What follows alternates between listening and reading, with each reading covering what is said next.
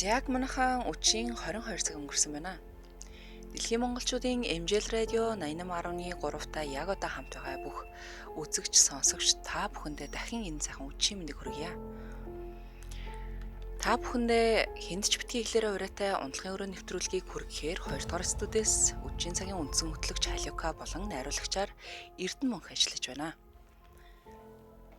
Манай өнөөдрийн нэвтрүүлэг маань 21-ээс ер нь манай үчийн нэвтрүүлэг маань 21-ээс дээш насныхан зориулсан байдаг учраас таны хажууд 21 нас хүрээгүй хүн хамт сонсож байгаа бол сувгаа салахыг зөвлөж байна. Өмнөх өдрүүдээр бид унтлагын өрөөнийхөө гэрлийг бүдгэрүүлж байгаад насанд хүрэгчдийн түүхүүдийн тухай ярилцсан л да. Харин өнөөдөр унтлагын өрөөнийхөө гэрлийг унтрааж байгаад сонсогчдоос ирсэн багзраг аймаар эвгүй түүхүүдийн тухай ярих болно. За мөн лайв үзэж байгаа сонсогчд маань түүхүүдээ сонсоод аль эсвэл өөрсдөө ч гэсэн тохиолдсон бас сонин жигтэй сүнс сүхтэй түүхүүд байх юм бол бас комментээр бичээд ороод ирээрэй. За эхний түүхийг хүргье.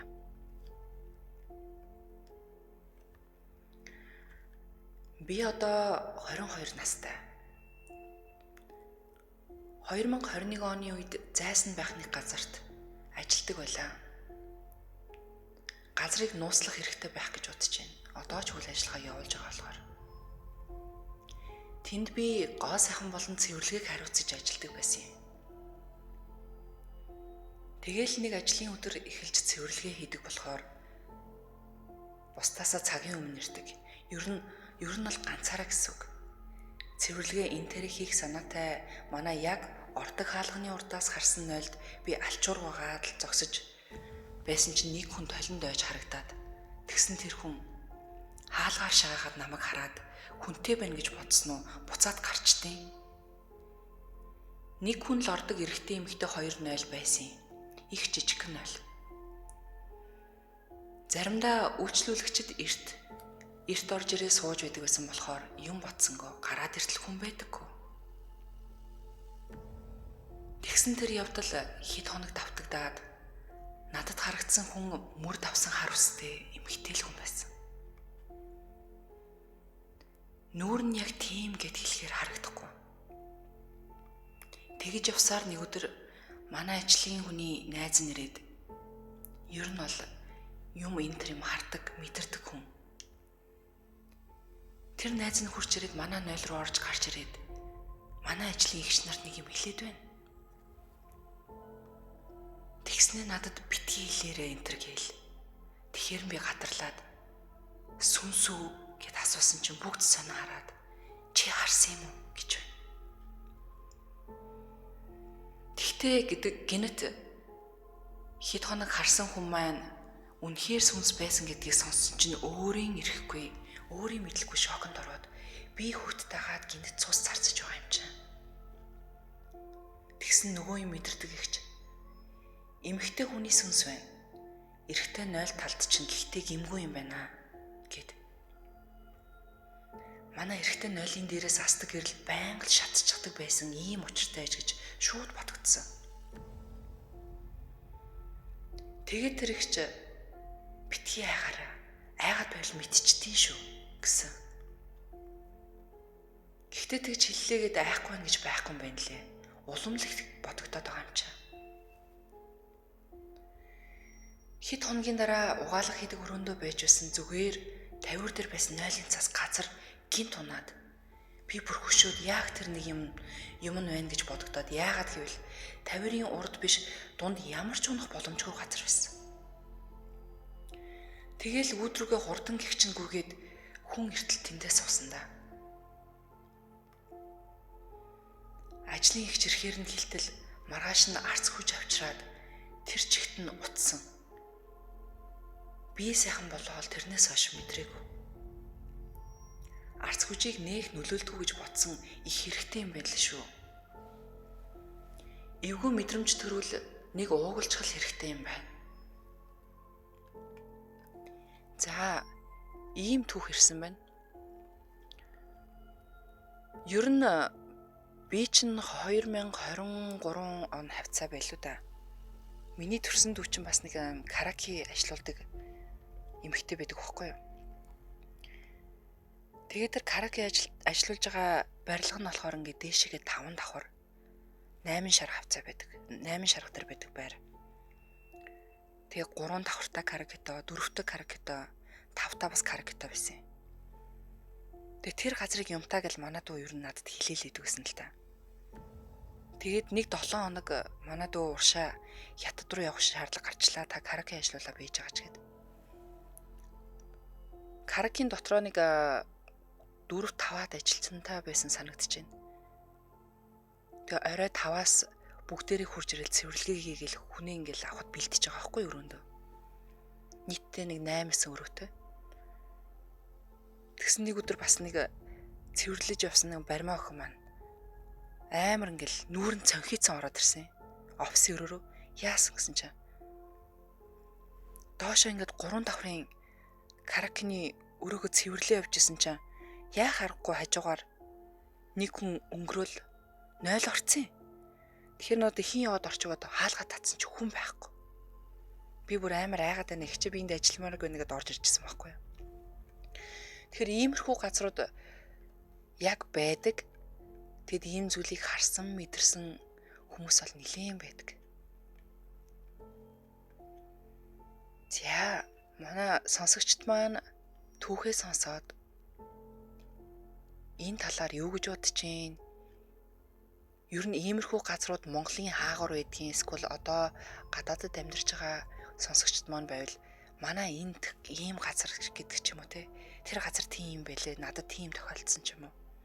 Манай найзад, манай ажлын газрын хүнд ийм тохиолдсон. Тэр гүүрэнд орч гэдэг юм уу те. Иймэрхүү сонин содон одоо түүхүүдээ бас комментэр бичээд оруулаад ирээрэй. Би түүхээ уншиж явах зураа бас комментийн давхар хүргээ явуучих болно. За дараагийн түүх рүү оръё.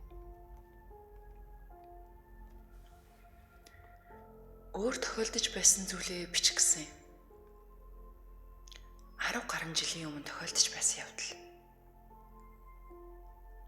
Манайх мөнгөний асуудлаас болоод өөрсдийн байраа зараад хороололд 2 өрөө байр түрээслэхээр болоод орлоо. Тэр байр харахад бол их гой цэвэрхэн, саруулхан, том, ер нь хүн харахад их л гой байр. Гэхдээ яг амьдраад ирсэн харагдаж байгаа шиг гой байр байгаагүй. Би оюутан 1-р курсэд байсан. Аав, ээж, ахтайгаа дөрвөлэн амьдардаг байлаа. Өглөө хичээлдээ яваад өдөр тараад ирэхэд аав, ээж, ах гурав ажилдаа явчихсан байдаг гэсэн. Ажлын өдрүүдэд бол ихэнхдээ би өдрөөр ганцаараа байдаг гэсэн. Гэртээ ирээд гэрээ цэвэрлээ, цайгаа уудаг, тэгээд хичээлээ хийнэ. Гэтэл нэг өдөр гэртээ ганцаараа гэрээ цэвэрлээд хогоо шүрдэд явж идэл гинэт нэг хүн шиг юм тулаад цаашаа явж болдгоо. Бүр гайхаад дахиад явах гэтэл дахиад л тулаад цаашаа явж болдгоо. Тэгэхээр нэг ч юм бодолгүй тойроод л гарлаа.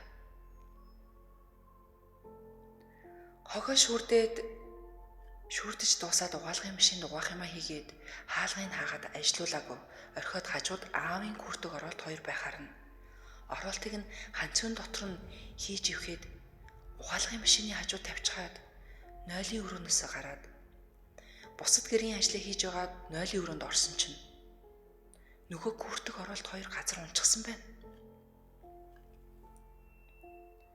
Гэхдээ би бүр их гайхаж айсан. Юу гэвэл ханцун дотор хийсэн оролтыг бүр гаргаад күртгэний хажууд тавьсан байсан. Гэрт надаас өөр хинч байгааг болохоор гайхаад мөн айгаад их л сонирн болсон. Амралтын өдрөөр ээж ах бид гурав орой зургт үзээд сууж байтал хөшгөний цаана дүүгийн тоглолт түрхээр дуу гардаг тоглоом байдаг байсан. Тэгсэн гинэт тэр тоглоомын дуу нь явж ээж ах бид гурав гайхаад л өнгөрсөн. Заримдаа орой унтаж байхад тэр тоглоом үе гинт дуурна. Тэгээд л ер нь нэг эвгүй санагддаг болсон. Нэг өдөр зүудэндээ яг ямар сүнс байдгийг нь би харсан байх гэж боддог. Би цонх будин хоёрын голд ганцаараа газар унтдаг байсан юм. Тэгсэн зүудэнд нэг хүн намайг хараад байгаа мэдрэмж маш хүчтэй мэдрэгдээд. Тэгээд харсан чинь тэр будин хоёрын завсарт зай гарсан байсан хэсгээр нэг тарган, махлаг, нүдэн онгор эмэгтэй намайг их муухай уртаа ширтээд харж байсан. Тэгээд зүуднээсээ сэрсэн удалгүй ээжим нь би муудаж эхэллээ. Шинэ жилийн үеэр бөөндөө юм яриа сууж идэл. Зассан байсан шинэ жилийн мод шууд л хүн татаад унгааж байгаа юм шиг. Хүчтэй газар дээр хүчтэй унсан. Уул нь ёлкны модоо гудайгаад байхаар нь хойноос нь уцаар татаад тогтоосон байсан юм. Тэр нь хүртэл тасраад унтсан. Тэгээд манайх нүүсэн удалгүй ээжим нь би бүр муудаж жил гарангийн дараагүйд болсон. Нүүж орох байраа маш сайн сонгож орохгүй бол аюултай эвгүй санагдсан да. Тэр байрны хажуугаар өнгөрөх болгонд маш эвгүй санагддаг. Уншсан баярлаа. Ажлын өндөр амжилт хүсье. За, ийм түүх ирсэн байна. Ер нь ингээд сонсоод байхад би бас нэг бидэнд тохиолдсон аимшигт явдлууд билүү. Facebook дээр байдаг нэг юм пэйж дээр бас гишүүнчлэлтэй байхгүй юу? Бидэнд тохиолдсон аимшигын явдлууд ч билүү. Тэгээд тэр ингээд түүхүүдийг нь уншаад юм уу хин нэгний одоо пост ингээд орцсон байлаа гэхэд доорх комментүүд ингээд уншаа явж хаад ихэнх юм дэв зэтгэртэй ч юм уу одоо юу гэдгийг сүнстэй байрнууд нэг тийм хороол тийшээ байдаг юм шиг тэгээ. Яг тэгвэл магадгүй нэг тийм хуучны угсармал байрнууд болохоор тэгдэг юм болоо ер нь л хорооллын тийшээ бичлэгийн тийш гэсэн юм түүхүүд их орж ирдэг л дээ. За миний бас нэг нэлээд хэсэг найзалдаг байсан нэг эмэгтэй байдаг байлаа. Бид нар чинь үерхэж найзлаад нэг жил гарan нэлээд дотн найзалж исэн. Тэгэл нөө яах вэ нөө хамтдаа цагийг өнгөрөөн хамт одоо гэр бүлтэй нөх юм уу одоо үр хүүхдтэй манай үр хүүхдүүд ч юм уу те ингээл хальт хальт уулзна Монголд ирсэн үед нь уулзна тоглоулна ийш тийшээ ингэж авч хөдөө гадаа явна те хоолунд идэн кино үзнэ гэл ер нь бол 7 хоногт ядаж нэг 2 3 удаа ингэж уулзаад идэв гэсэн. Тэгээ нэг өдөр найзындаа очоод оройтоод за хоны өрийгээд яриа болж исэн баггүй юу. Тэгсэн би яг найзындаа хонох гээд бэжэтэл гаднаас нэг найз эмэгтэй нь ороод ирсэн. Тэгснэ за сайн юу вэ мөн гэл танилцаал. Тэгээ би хонох чинь гэд бэжсэн чинь нөгөө эмэгтэй чинь намайг 0-д орцсон байсны дараа орж ирээд тэгснэ миний найз эднийх жоохон юмтай штэ. Одоо энэ 21-ийн тийшээ байдаг гэсэн байр аахгүй. Эднийх нэрээ юмтай шүү бараг л димидээ. Би энт чинь одоо ингээд 2 3 удаа хонжээлаа. Эднийх яа харахгүй юмтай шүү. Болж бол битгий юм. Явцсан дээр гэж хэлээд. Тэгээд надад нэг тийм сонсчоор ч угаасаа л айл тонохгүй юм билээ шүү дээ. Тэгээд за найз нь явлаа барьлаа гэд гараа явж исэн. Гэхдээ тэр үед найзтай хэлээгүй ч гэсэн одоо нөгөө хожим нь ингээд нэг хэдэн сарын дараа ч юм уу таарчаад бас нэг иймэрхүү талаар юм ярьж байхдаа би хэлжсэн байхгүй. Танах ер нь юм хумтаа мөн гэдгсэн чинь ер нь тийм штэ найзаа. Гэхдээ нөгөө нэг тэрийг мэдэрдэг хардаг даруулдаг хүн гэж байдаг юм шиг байна. Гэхдээ би бол мэддэг. Гэт нэг эрэгтэй эмэгтэй 2 хүүхэдтэй байхгүй. Тэг хүүхдүүд нь хүртэл мэддэг. Тэг тэрнтэйгээ бүр ингээд амьдраад ингээд айгүй олон жил болсон 7-8 жил тэр байранда байгаа. Ийм айлууд байдгийн бэлээ. Тэгээ байраач солихгүй тэрийг байдгийг нь мэддэг хэрнээ ингээл хамт амьдраад байгааддаг. Та хэд маань иймэрхүү тохиолдлын зүйлүүд байдгүй. Одоо манай ахынх гэдэг ч юм уу те. Эсвэл манайх нэг ийм байранд байсан чинь тэр нэг хороололд байхад тэр хашаа гэдэг ч юм уу те. Иймэрхүү зүйлсийг одоо нэг далд ертөнцийн зүйл байгааг мэдсээр үжиж ингээд хамт амьдраад ингээ яваад байдаг хүмүүс байдгийн бэ нэлээ шүү. Би бол тэрийг үнэхээр батлана. Тэгээ одоо тэгээд явахттай нэгэнтэй л ингээд авчихсан амьдарч байгаа гэрүүл байр шин те. Тэгэл тасан цогцол амьдардаг юм шиг санагдсан да. За манай сонсогч үндэсний цэцэрлэгт хүрээлэнгийн тэнд байдаг паркист хотхны орцонд нэг тийм сүнс байгаа мэдрэмж авч байсан гинэ. За дараагийнхаа түүх рүү оръё.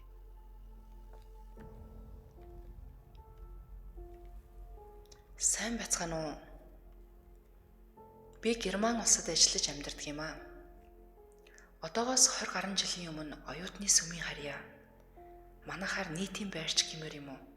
5 хүн дундаа нэг галт тогооны өрөө, ариун цэврийн өрөөтэй байранд хэсэг амьдарсан юм. Тэр байранд ороод удааг байхад 2 удаа нэг эмгэнийг зүтэлж үлээ. Өрөөний маань үүдэнд үсэндээ бэгүүж ороогоод гадуур нь нимгэн алчуур зүгсэн. Герман эмээ нар өмсдөг даван ирээн халааттай. Дээгүүр ноосон цамц өмссөн эмгэн намайг нилээн хугацтай хараа зогсоод байсан. Эхний өдөр зогсож байгаад л алга болчихсон. Дараагийн удаа дахиж зүтлэхдээ энэ нөгөө эмээ байна. Яах гэсэн бол гэд би нилээн жирэхэд өөдөөс нь өөр шиг нь ширтээд л байлаа. Эмээ бөхтөнөж алхасаар ор ирмэгдэж суугаад намайг илж үзэх гэж байгаа юм уу? Гараа зугуухан явуулаад. Би өөрийгөө сэрүүн байгаа унтаж байгаа сайн ялгахаа болсон ч сэрэхгүй л болохгүй ингээд би маш их хүчилж эхэлсэн. Эмээч намайг болгоомжтой хүрч ядан элэгт нь би ирвнээд гижиг хүрч байгаа юм шиг хачин юугүй хамаг биеэр юмгүйгээд ч эхлэх шиг болоод хамаг хүчээ гарган сэрэх гэж тэмцлээ л дээ. Нилийн хүчилж байж арай гэж гэл битүү ашгараад өндийч чадсан. Сэрээд сая унтаж байсан сэрүүн байсан алийг нь ойлгохгүй хэсэг сууж үлээ. Ямар тач эрүүгээ жилтэл шахам зуугаад бие байдгаараа чангалчихсан үндсэн. Тайвшраад бодоход илүү замтай гадаад хүнтэй нэг их тааралтж байгаагүй юм ээ. Намайг жоохон сонжсон байх гэж бодоод өнгөрсөн. Гэхдээ дахиж зүудлээгүй. За энэ захиаг бол Герман улсаас сонсогч маань явуулсан байгаа. Би болохоор яг Австралид байх хугацаанд яг нэг юм гүүрний доор одоо ингээд нөхөртөөгөө амрах гэж ингэж гүүрний дор машинаа тавьж хонжоохтой энэ мэдрэмжийг авч ирсэн байхгүй юу. Гэхдээ яг ингэж нүдэнд үзэгдэж гарт баригдаагүй ч гэсэн нэг шар ус босдог доо нэг хүний нурууны хүүтэн хөлсөн гэл даагаал те. Шууд энд бол зөвхөн бит хоёр биш байна гэдэг мэдрэмжийг цаанаасаа авч ирсэн нэг тэр гүүрний доор. Тэгээд хожим нь яг тэндээс хоёлаа отглох гэж амрах гэж явж байгаа штэ. Уул нь ингээд шүн ингээд зогсож байгаа.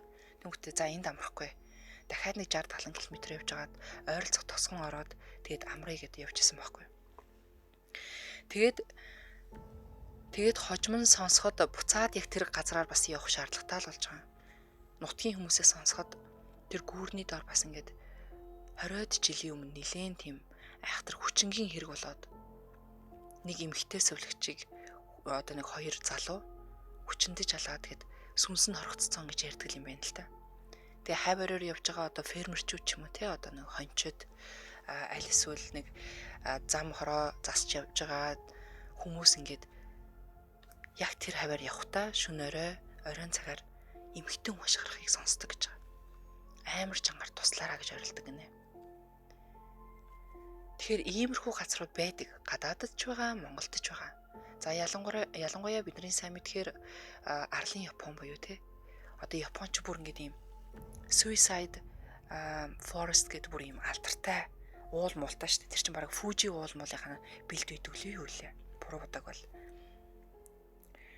Япон киног үзэх ч юм уу эсвэл Японд болсон явдлуудыг те эсвэл яг түүхүүдийг ингээд сонсч мосгорч аим шүү дээ. Ялангуяа тиймэрхүү нэг үнэхээр тийм гадна дотны те гадны биетийн ч юм уу эсвэл далд ертөнцийн одоо ингээд ийм сүнс сүг ихтэй нутаг оронд улс оронд ийм байрнууд их байдаг гинэ. За тэгээ тэр нь болохоор ихэвчлэн нийтийн байр ч юм уу эсвэл түрээсэлдэг байрнууд. Тэгээд түрээслэгчд нь ороод нөх удаад идэгүүтэндээ байнга ингэ сэлгээд идэх учраас Магадгүй ингээ сонин хөвлөлөр ч юм уу, аль эсвэл ингээ сошиалор байрны түрээс ингээ хайгаа явж хахад айгүй гоё ингээл харуулцтай, айгүй гоё ингээл засвартай, загвартай бүх юм ингээл бүрэн юмтай ойрхон ингээ байрнууд амар хямдхан байдаг гин. Тэг яагаад ийм хямдхан байдаг вэ гэхээр эдгээр байрнууд нь бас чөөгтэй гэх юм уу, дотроо сүнстэй те. Гүйдэлтэй. Энэ бол яг үнэн гэж байгаа байхгүй юу? Хэд хэдэн хүнээс одоо Японд сурч хөдөлмөрж байсан, эсвэл тэндээ нэлийн удаан амьдарч байсан ч юм уу те. Хүмүүсээ сонсч байлаа. Дээрэс нь Японы бас нэг юм аимшигын одоо подкастууд ч юм уу те. Эсвэл юм нэвтрүүлгүүд ингэж гардаг байхгүй энэ байрнуудын талаар. Тэгэхээр манай сонсогчийн маань Герман улсад байсан одоо энэ нийтийн байран дээр нь яа харахгүй л бас л юм байсан л байж таараа те. Тэгэхээр хүн чинь өөрөө айгу мэдрэмтгий юмтан штэ те. 6 дахь одоо мэдрэхүүн хөгжгөн цаашаа одоо 5 мэдрэхүүтэй. Гэхдээ 6 дахь мэдрэхүү гэдэг зүйл нь болохоор юм даалт ертөнцийг мэдрэх тийм мэдрэмж хүн болгонд их бага хэмжээгээр байдаг гинэ. Тэгээ ийм газар орохороо бидний тэр аавра ундаг ч юм уу те. Яг тэр энерги ундаг, эсвэл хар дардаг, даруулдаг. Цаанаасаа л нэг юм буруу байна да. Энэ газрын атмосфер буюу те. Энэ бүхэн л тийм өөр байна гэдэг ингээд хүн цаанаасаа мэдэрдэг гэж байгаа юм. Яг л тийм болсон байна. Сонсогч маань комментэр бичсэн байна. Манай хуучин байрны хажуу талын айлын хаалгыг нэг удаа орой шүнх болсон хойно өөр давхрын нэг их согтуу хаалгыг нь тогшоод наад байранд чинь өмнө нь амьдарч байсан хүн амиа хорлож байсан. Та нар хурдан нүү гэж согтуу хэлээд байсан. Тэгээд тэрнээс хойш манай хажуу талын айл байн хэрэлдэж содолдож чанга ашгирж шүн огт унтуулдаггүй болсон. Сүнс чөтгөрөн шүглээд тийм болсноо угаасаа тийм хүмүүс байсан уу гэдгийг бүү мэдгэнэ. Япон эвгүй гинэ. Тийм, Япон бас нэлээд эвгүй шүү. Унгарт бас байдгаа хөгшин Европ гэдгээрээ алдартай эртний хуучин барилгууд их байдаг болохоор янз янзын чимээ аваа их гардаг гинэ. За тэгээ ер нь бол нэг иймэрхүү одоо юу гэх юм бэ?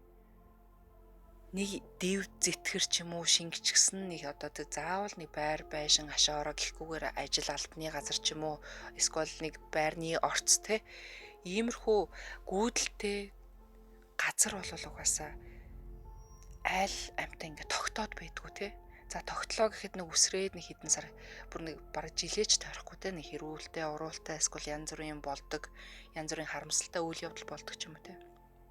Дандаа нэг юм муухай энергитэй зүйлсүүд чинь нэг муухай энергийг дагуулж явдаг юм шиг санагддаг. За дараагийнхан төх рүү оръё. Хуучны 4 давхар байранд байдаг байлаа. Манай ангийн охины хажуу талын байранд идвэсэн. Хаяа гэрт нь орж хичээлээ хийж цуг кино энтер үзээд их л орж гардаг байсан. Нэг өдөр манай найз гэртээ дуудаад аав ээж ажлаар хөдөө явчихсан чи хантай хоноод өгөөч гэж гуйв. Би ч уухайн тас зөвшөөрөл дуртай нарахгүй очиж байгаа юм чинь. Ууланч манай найз биерхүү их зоригтой хэр баргийн юмнаас айгаад байхааргүй хүн л дээ. Би ч надтай цуг байх гээл унтахаар дуудсан байх гэж ганцаараа хонохоос айсантаач биш байх гэж ухааны бодоол очлоо. Бид хоёр ч хоолунд хийж идээд кино үзэж байгаад нэг мэдсэн 12 болчихож. За ингээд унтахаар болоод би найздаа хоёулаа том өрөөнд чинь газар том ор засаж баад унтъя. Чиний өрөө их халуун юм байна штэ гэтэл. Найз гүй яах юм. Миний өрөөнд л унтъя. Том өрөө чинь галт хоттой ойрхон гэв. Тэгээд яасан гэж ямар хамаатай ингэсэн чинь. Хөргөшний дуу их чимээтэй байд юм аа. Тэгээд ч нойлоос ч хол шүн шээсгэрүүл их зам туулна гэв. Яг хуучны байрнууд нэх урт коридортой байдаг та. Би ч өгөнд нь ороод за тийм ч юм болов гэд найзынхаа өрөөнд унтахаарууллаа. Би өгөн толгой тавьбал нам унтдаг хүн. Гэтэл яасан байгаа нойр маань хүрдэггүй сэрүүлцээд байж ядаад унтаж чаддгүй шүү. Манай найз бүр нам унтаж байна. Шөнийн 2 цаг болж байлаа. За ингэсгээд унтах байлгүй дээ гэд нүдэ анаад хэвтэж байтал нэг эрэгтэй хүнд хоолойгоо засах шиг болов. Хажуу айлын хүү юм байх та. Яасан ч нэмгэн хантай ингээл нээх юм бодсонгүй. Гэтэл нөгөө хүн чинь бүр босоод цайс орж уугаад байгаа нь нилээн тод сонсогдож байна. Сонсоод байх нь хажуу айлаас биш бүр галт хооноос нь сонсогдох шиг боллоо. Би ч дотроо юу лээ гэж бодсноо. Хүүдийн аав нь хөдөөнөөс ирчихэж гэл найзаагаа нудраад хөөе сэрээрээ аавч ирчихсэн юм бэ штий. Галтгоон дуугараад байна.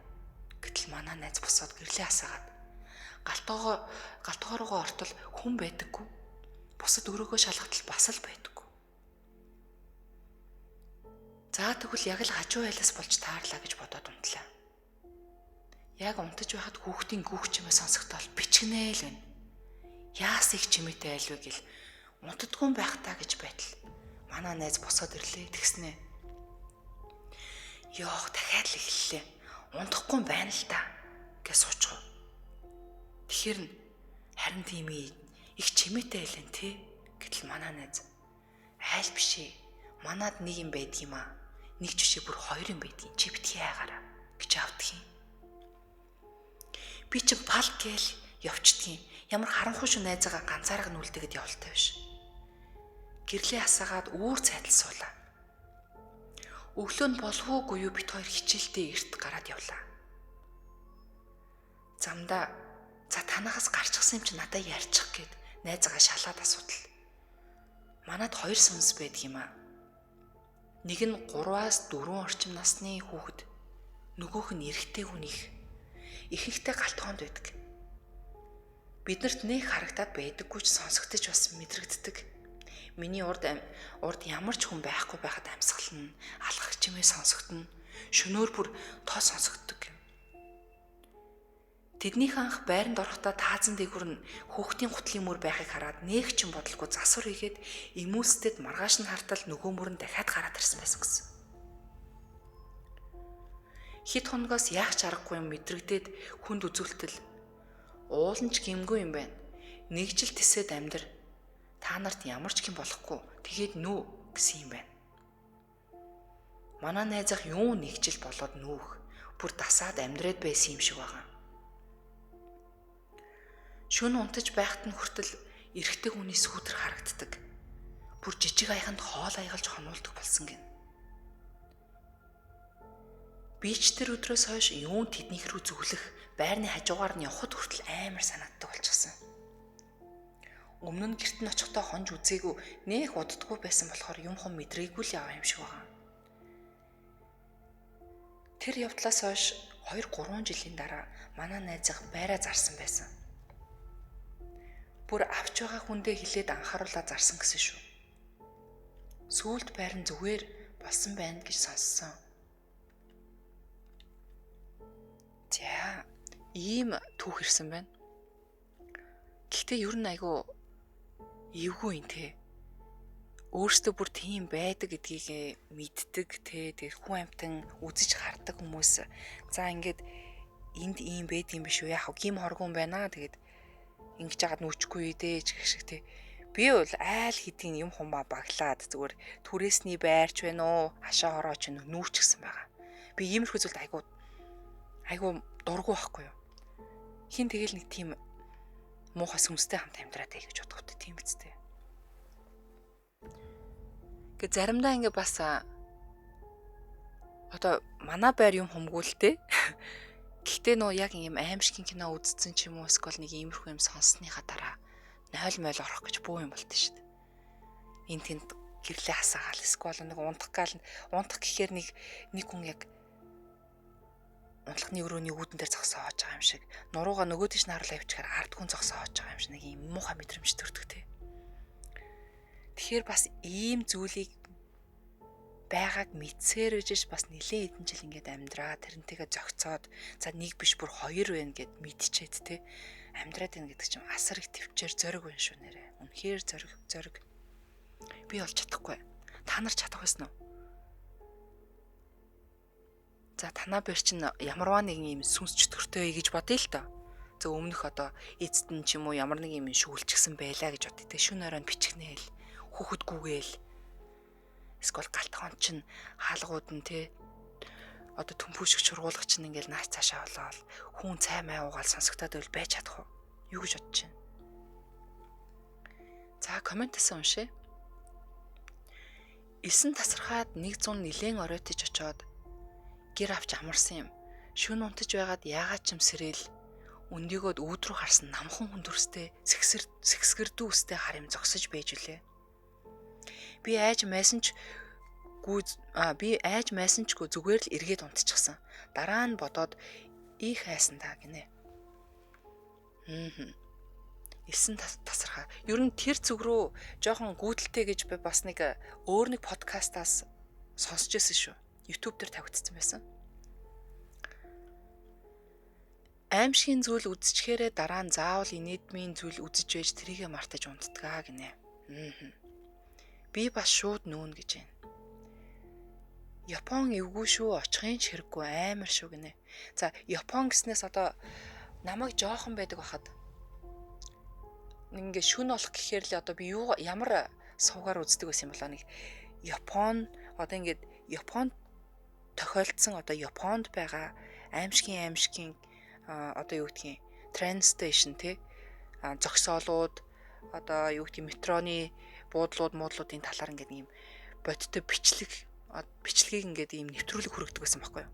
Тэгээ нэвтрүүлэг дээр болохоор ингээд хурдны галтрагийн урдуур ингээд нэг эмхтэй үсрээл орчиж байгаа байхгүй юу. Хүмүүс орилол очоод галтрыг нь өнгөрснөхийн дараа яваад очих хинч байхгүй. Эсвэл нөгөө эмхтэй нөгөө талд нь гарчихсан зүгээр юм толгоон цуваа байж идэг ч юм уу те. Иймэрхүү амар бичлэгийг би зөвхөн Японы л тийм сувгуудаас подкастаас үзчихсэн.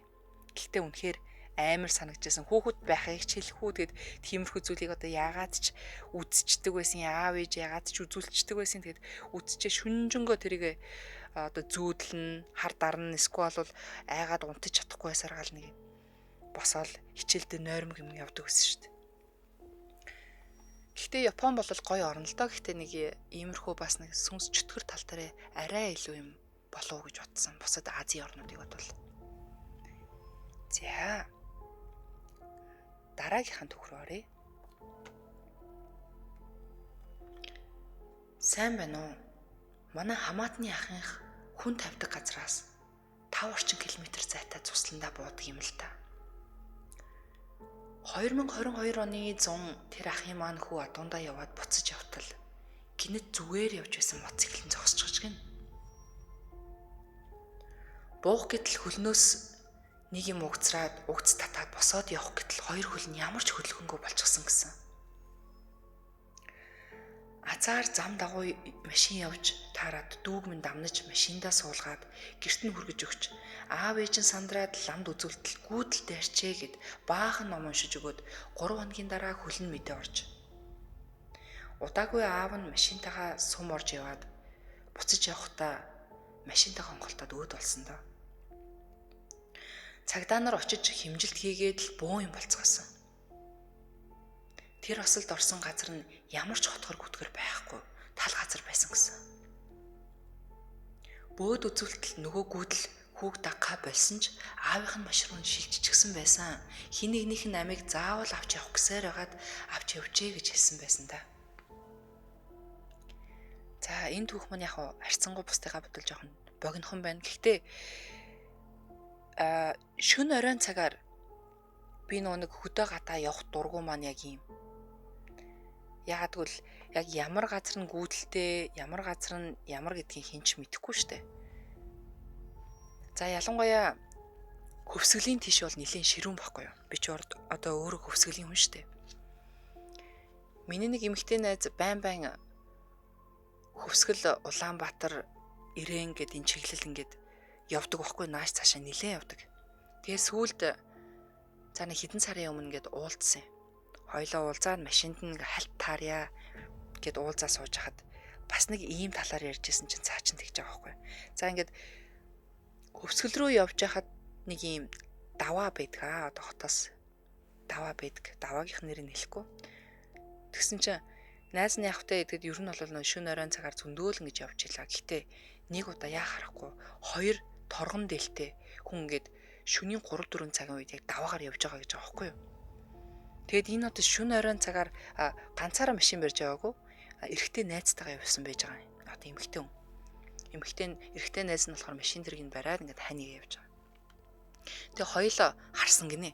Тэгэд за энэ шөнө оройн цагаар ч одоо энд ямар амтнаар ингээд явж идэм бол энэ даваан дээр энэ машин дэрэг левдэрчтэй гэж бодоод жоохон хурдаас харуулаад хажуугаар өнгөрөхдөө хурдаас харуулаад өнгөрсөн чинь дээлнийх нь хормойгоос доошоо хөл байгаагүй. Зүгээр хоёр хүн ингээд явж байгаа гэж байгаа байхгүй машины одоо гэрэл рүү биш гэрлээс цаашах ингээд зам даваа алгаа явжсэн гэж байгаа. Тэгээ яг ингээд машины гэрэл чинь мэдээж ингээд ойртох тусмаа ингээд холын гэрлээ ойрдор шилжүүлээд хүн амт явж байгаа юм ч те хажуугаар нь дайрчих вэ гэд ингээд аяархаа ингээд болоод өнгөрсөн чинь дээлнийх нь хормойноос доошоогоо ямар ч хөлгүй байсан гэж хоёлаа. Тэгээ тэрийг сонссон чинь миний бүр ингээд би арцаагаад яана ямар амар юм бэ гэсэн чинь найз нь ийм тийм харсан харин тийм байдгийн бэ нэлээ шүү. Тэгэхээр энэ газар юмтаа тэр газар юмтаа гэлтгүү ер нь шөнө оройн цагаар тэрнээс биш явха болцсон байгаа гэд. Тэр надад айгүй эвгүй санагдчихсан. Мөн би нэг амар юм яри заяа. За энийг багтааж ярьж чадах нь. Манай найзын найзуудад тохиолдсон зүйл. За ингээд гэр бүлэрээ манай найз маань ихнэрээ авчихсан. Бас нэг найзтайгаа ингээд хөсгөл далаа руу явж л те. Далаа дээр ингээд аялаа жанхаа гэд бүр цаашаага ингээд хатгалаасаа цаашаага нэлээдэн километртэй ингээд явж исэн гэж байгаа. Тэгээд нөгөө манай хоёр найз маань болохоор тэндээ үлднэгээд хамт явж исэн гэр бүлийн найзууд нь болохоор тэр шөндөө ингээд идэж ууж те сайхан морхог хийгээд халуун чулуу атгангаа явж ирсэн. За буцахгүй болохгүй нэ. Хатгал дээр ингээд үр хөвгтүүд хүлээж байгаа явлаа. Бид ингээ гарлаа шүүгээд ингээд яг гэгээ тасрахын аядад гараа явсан гэж байна. За тэгсэн чинь юу болсон гэсэн чинь тэрийг дараа надад ярьж байгаа шүү дээ. Нөгөө хоёр найз нь эхнэр нөхөр хоёр жанхаагаас ингээ уруудаа татгал явж байгаа цамд нь эхнэр нь хажууд нь суудсан нөхөр нь ингээд машины бараа явж иж л тээ. Тэгсэн гинтгийн эхнэр нь амар чарлсан гинэ. Бүр ингээл амар орилол яана байна штэ яана хараачтай гэж орилоодсэн гинэ. Тэг чи нөхөр нь ингээ сандраал хүшээ юу болж ийн яаж ийна гэдгсэн чи нөгөө эмэгтэй нь ингээд бүр амар ингээл галзуурч юм шиг орилсноо чи тэрийг харалтаа гэдгсэн чи жолоочийн дундх одоо гэрэл байдаг штэ ингээ таацна гэрэл гинэ толиндоо ингээ харсан чи аргаан суудал дээр хүн суужсэн гэж байгаа машиных нь. Тэгээд яг нөхрөнч бүр ингээд тэрнээс хойш тэрийг харчаад нэг эмэгтэй хүн сууж байхад нь харчаад ухаан ерөөсөө орон гарын яаж хатгал руу орсноо ерөөсөө санахгүй. Тэгэл яг хатгалд ингээл явж чоол нөгөө тэнд нь аав ээж нь үр хөвгтдөө хүлээж байсан юм шиг байна. Тэгээ сумын төвд нь яаж тэр хашаараа явж утсан ухаан мэдрэл амтад ингээл явж ороод уйлж хайлал машинаасаа гарч ирэл ухаан орж гараал ихнэр нь ухаан алдаал ингээд байсан гэсэн. Тэгээд лам амдаж ингэж яваад тэг яасан бэ гэсэн чи яг л тийм гүйтэлтэй газраар яваад гүйдэл ингээ бүр машинд нь орж ирээд ард нь суужсэн гэж байгаа байхгүй.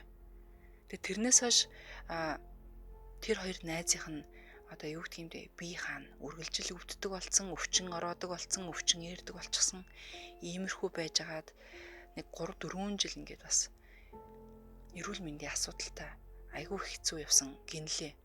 Тэгээ энэ бол үнэхээр болсон асуудал гээд. Тэгээ тэр газар нь болохоор жанхаагаас өвсгөлийн жанхаагаас хатгал хоёрын хоорондох болсон явдал гэж байгаа байхгүй. Тэгэхээр уул ус догшин иймэрхүү савдагтай газрууд байдгийн байлээ шүү манайхаа. Болж игэл хол замд гарах гэж байгаа бол тэ шөнө оройн цагаар битгий гарч байгаарай. Мөн тэгээд үнэхээр тиймэрхүү газрыг мэдэрсэн болвол тэ нэг жоох нэг тийм би ингээл чихүцэл явдаг штэ. Ийм газраас болчлогвол өтөр түргэн л холцсон дэр гэж би зөвлөе. Ер нь бол тэгэл муу юм холуур байгээ тийм ээ. Муухай бүх зүйл холуур байгээ гэж хэлээ. За тэгээд битгий айгаараа манайхаа тэг айгу айхгүй хүн шиг амарцгаагаараа тэгээд надтай хамт байгаад суугаа солихгүй бас чих тавин сонссон бүх сонсогчдод маш их баярлалаа. Энэ хүрээд манай өнөөдрийн хинтч битгий хэлээр ураатай унтлагын өрөө нэвтрүүлэг маань өндөрлөж байна. Тэгээд Өнөөдөр чинь 5 дахь өдөр та бүхэнтэйгээ би эх 7 өдрийн нэгдхийн үдшийн хөтөлбөрүүдээ эргэн уулзах болно. Тэгэхээр та бүхэн маань сайхан амарцгаагаараа амралтын өдрүүдэд ая тухтай өнгөрөөцгөөгөөрэй. За сайхан амарцгаараа манайхаа.